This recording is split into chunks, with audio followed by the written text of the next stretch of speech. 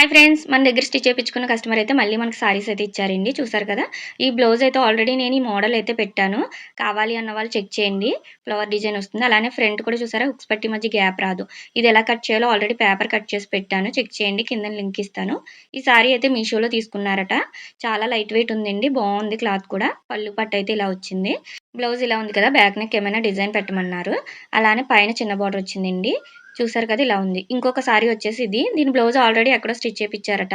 అస్సలు సెట్ అవ్వలేదని చెప్పి పక్కన పెట్టేశారు. మన దగ్గర మళ్ళీ తీసుకొచ్చి ఏదైనా బ్లౌజ్ అయితే తీసుకోమన్నారు. దీనికి మ్యాచ్ అయ్యేలాగా ఈ గ్రీన్ వేసి ఏమైనా డిజైన్ చేయమన్నారు. ఇది నెక్స్ట్ ఎప్పుడైనా ఇచ్చినా పర్వాలేదని చెప్పారు. ఇది కూడా మీషోలో సారీ అటండి. చూసారు కదా!